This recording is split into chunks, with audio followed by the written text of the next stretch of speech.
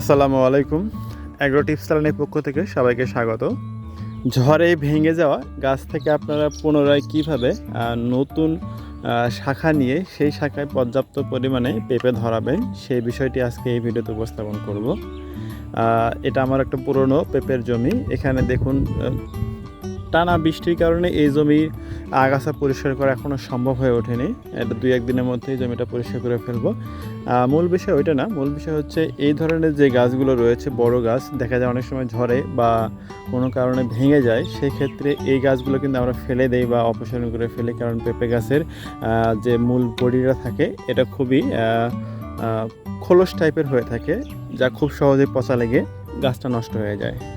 তো আসলে এই ধরনের গাছগুলো আপনারা কীভাবে পরবর্তীতে বছরের পর বছর টিকিয়ে রেখে আপনারা ফল নেবেন, এটা মূলত দেশি গাছগুলোতে খুব ভালো কাজ করে থাকে। যারা বাণিজ্যিকভাবে করে থাকেন সেক্ষেত্রে আসলে এটা খুব একটা ইফেক্টিভ হয় না। মানে ফল অবশ্যই ধরবে, কিন্তু বাণিজ্যিক যে প্রোডাকশন সেটার ক্ষেত্রে আসলে এটা অতটা ইফেক্টিভ হয় না নতুন গাছের ক্ষেত্রে। তো আমি এটা দেখাবো। এই গাছটা কিন্তু দেখুন ভেঙে গিয়েছে। এটা মূলত শুকাতে শুরু করেছে, কিন্তু এর নিচ থেকে প্রচুর পরিমাণে কুশি বেরোতে শুরু করেছে। দেখুন প্রত্যেকটা বাডে বাডে নতুন করে কুশি আসতে শুরু করেছে। এখন এই অবস্থায় আপনি যদি কুশিগুলোকে বড় করে ফেলেন বা শাখাগুলোকে বড় করেন, সেক্ষেত্রে কিন্তু পরবর্তীতে গিয়ে এই যে ফাঁকা অংশটার কারণে এই সামনের উপরে বা এই অংশটা শুকিয়ে নষ্ট হয়ে যাবে। তখন কিন্তু এর সাথে যে নতুন শাখাগুলো ছিল সেগুলো কিন্তু নষ্ট হয়ে যাবে। তাহলে কি করতে হবে, যেহেতু এই অংশটা ফাঁকা, আমাকে মূল খেয়াল রাখতে হবে এই ফাঁকা অংশটা গাছের গোড়া যতদূর পর্যন্ত যাবে আমাকে ততদূর পর্যন্ত কেটে ফেলতে হবে। অর্থাৎ যেখানে গিয়ে আমার আঙ্গুলার ভিতরে যাবে না, অর্থাৎ যেখানে গিয়ে পুরো ডালটা নিরেট অবস্থায় থাকবে, অর্থাৎ কোনো ফাঁপা অংশ থাকবে না, সেখান পর্যন্ত আমাকে রেখে দিতে হবে। তাহলে চলুন কাজটা করা যাক। এটা বেশি দূর অবশ্য ফাঁকা নেই, তো আমরা এখান পর্যন্ত কাটি। যেহেতু গাছটা একটু লম্বা বেশি, যত নিচে কাটা যায় এর শক্তি তত বেশি হবে। এখানে কাটলাম। আমরা এক হাতে কাজ করছি, যার ফলে আসলে শক্তি খুব একটা কাজে দিচ্ছে না।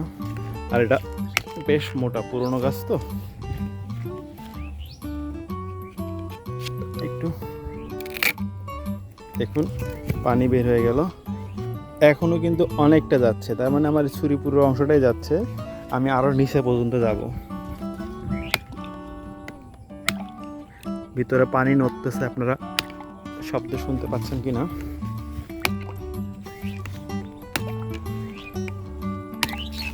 এটা কিন্তু সব ক্ষেত্রে এটা 100% কাজে দিবে এমন না যে এটা করলে কাজে দিবে না।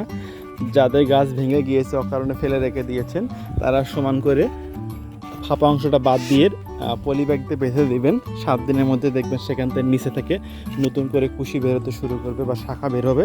সেই শাখাগুলোতে কিন্তু যেটা হেলদি শাখা থাকবে সেটা রেখে দিয়ে বাকিগুলো ফেলে দিবেন। দেখুন আমি এটা ফেলে দিলাম, এই যে পানি বের হয়ে গেল। এটা কিন্তু দেখুন একদম নিরেট, অর্থাৎ এর ভিতরে কিন্তু একদম ফাঁপা অংশ নেই। দেখুন এই যে, আর কিন্তু আঙ্গুল যাচ্ছে না ভিতরে। তার মানে এই পর্যন্ত আমি এখন এটা সমান করে চেষে নিব, দিয়ে পলিব্যাগ দিয়ে এই মাথাটা বেঁধে দিব, যাতে বৃষ্টির পানি বা কোনো যদি ইয়ে থাকে সেটা বেঁধে দিব। অথবা এখানে আমরা ছত্রাকনাশক স্প্রে করে দেবো, ছত্রাক পেস্ট দিয়ে এটাকে বেঁধে দিলে এটা আর নষ্ট হবে না, এর সামনের অংশটা আর নষ্ট হবে না। এবং এর নিচ থেকে যে কুশিগুলো বা শাখা বের হবে, সেখান থেকে একটু শাখাগুলো বড় করে নিয়ে 2টি হেলদি শাখা রেখে বাকি সব শাখা আমরা কেটে ফেলে দেবো। তাহলে যে 2টো শাখা বের হবে, ওই 2টো শাখা কিন্তু আপনার প্রচুর ফলন হবে। আশা করি 2টা শাখা থেকে আপনার পুরো গাছের যে ফলন হতো, ওই 2 শাখা থেকে বেশ ভালো ফলন হবে তার থেকে।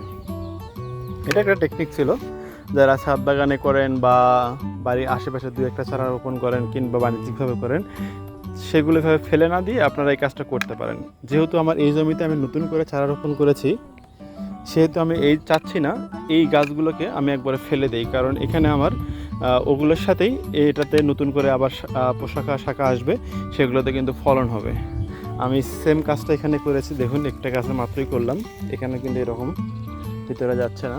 এখানে সামনে আর একটা গাছ রয়েছে, এখানে গাছ নষ্ট হয়ে গিয়েছে, কারণ প্রচুর গত কয়েকদিনে বেশ ভালো বাতাস হয়েছিল, যার ফলে আমার অনেক গাছ এভাবে বড় গাছ পড়ে নষ্ট হয়ে গিয়েছে। এখানে আর একটা সেম গাছ রয়েছে, আমি সেম কাজটা এখানে করব। এ পর্যন্ত কেটে ফেলে দেব।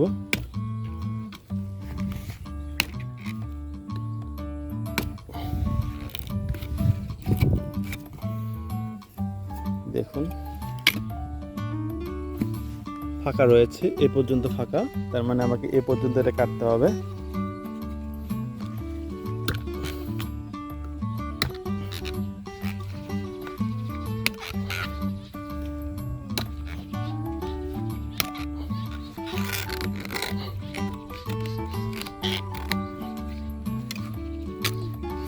দেখুন পানি বের হয়ে গেল, এই যে পর্যন্ত প্রায় আরো হাফ ইঞ্চি আমাকে এটা কি করতে হবে।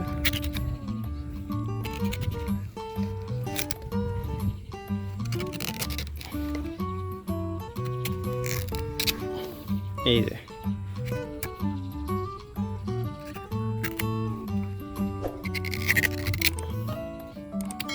এই তো, এই দেখুন এ পর্যন্ত মোটামুটি ঠিক আছে। এখন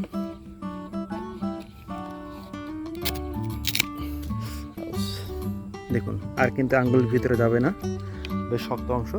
এখন এর নিচ থেকে আমি 2টি শাখা রেখে দিব, পরবর্তীতে সেই শাখাগুলোতে কিন্তু বেশ ভালো ফলন হবে। আর এগুলোকে অবশ্যই কোনো একটা পলি ব্যাগ দিয়ে বেঁধে দিতে হবে, যাতে ভিতরে পানি প্রবেশ না করে, তাহলে এই গাছগুলো থেকে আবারও ফলন পাওয়া সম্ভব। আমি এটা করছি কারণ এর আগের বার আমার অন্য একটি বাগানে পুরোনো গাছ ভেঙে গিয়েছিল, আমি সেখানে সেম কাজটা করেছিলাম এবং সেই ডালগুলোতে প্রচুর পরিমাণে ফলন পেয়েছি। আমি প্রায় 1 বছর ফল পেয়েছি।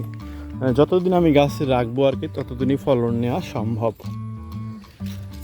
এ ছিল আমার পুরোনো বাগানের একটা আপডেট। কিছু পেঁপে রয়েছে গাছগুলোতে, এগুলো নতুন করে আসতে শুরু করেছে। আর নিচে গাছ রয়েছে নতুন করে লাগানো, এগুলো বড় হয়ে আসলে আমি এই উপরে যে গাছগুলো রয়েছে এই গাছগুলো আরও বড় হয়ে যাবে, সেক্ষেত্রে কিন্তু এই জমিতে খুব একটা শেড হবে না। সো আমার নতুন গাছগুলো হবে। আর এটার সাথে আমার সাথী ফসল হিসেবে হলুদ লাগানো রয়েছে। এই আগাছাগুলো পরিষ্কার করে গেলে জমিটা দেখতে আরও সুন্দর হবে এবং নতুন করে সার, অন্যান্য কীটনাশক, ছত্রাকনাশক স্প্রে করে দেবো। তো ধন্যবাদ সবাইকে, আসসালামু আলাইকুম।